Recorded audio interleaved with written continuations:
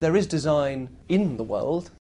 This chair is designed and we design things, and it feels like it's that sort of human urge of creating God in your own image that we presume that if we can design things and make things, that anything else that appears to work well must be, therefore, designed by somebody else, but then it's something that's sort of outside of the universe, which is very odd. Then you then get into a curious thing of, well, wouldn't that thing be part of the universe? And then, of course, if he designed that, then who designed him, and so on. I suppose people think, well, those things can't just happen by accident, and they sort of, I guess that's just a simple misreading of evolution. Those things have been designed, if you want to use that word, by a natural process that's taken all this time to make something that works as well as possible. So it's not surprising that these things work very well because they're brilliantly evolved. But to use the word designed is just, I think, a projection of what we do, that we find it difficult to think outside of our own little box of our own little experience. We project that onto what we create God to be. I used to do a trick. I used to go around the tables when I did magic in restaurants with a playing card. It was always the Queen of Hearts, and I would hold it with the card facing me, and I'd go to a lady at the table, and I'd say, it's interesting, people name cards that always say something about them. What's your favourite card?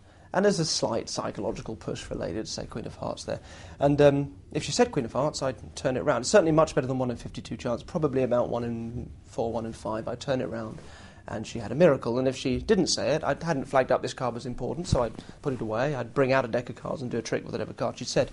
But what was interesting about it was that when it did hit, when it was right, it was such a miracle for that person that, short of them seeing the bigger picture, that actually I've gone and done this at every table, that maybe was the only one time it worked that night, it becomes a miracle because they want to believe that I've done something, that I've put some intention into that to make that happen, whereas in fact I'm just relying purely on chance. I mean, I've always thought of that as a nice metaphor for people coming away from a psychic and saying, well, she told me that my grandmother used to work in a florist.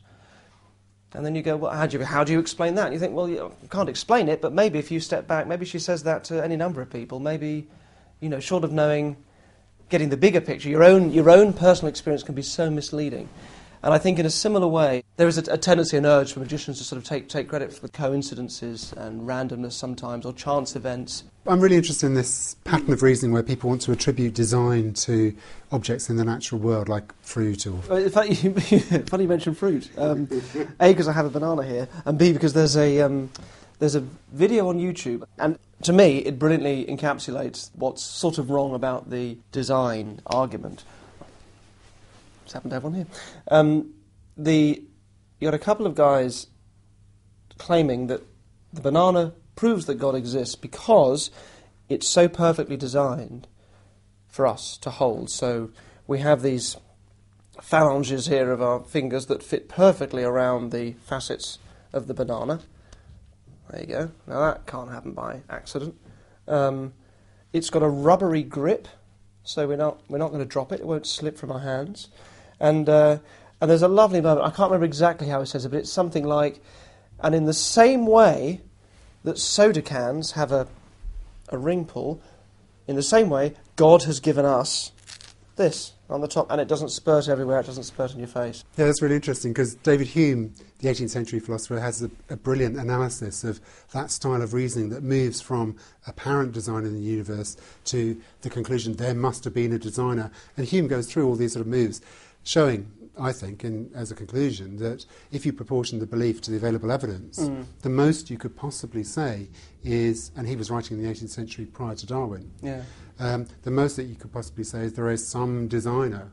The attributes of the designer are really an open question. Yes, if you're making huge claims about anything, if I say that I believe Father Christmas exists, it's not up to you to prove that he doesn't. It's up to me to come up with really good evidence to back up such an extraordinary claim. And I think it's such a simple thing.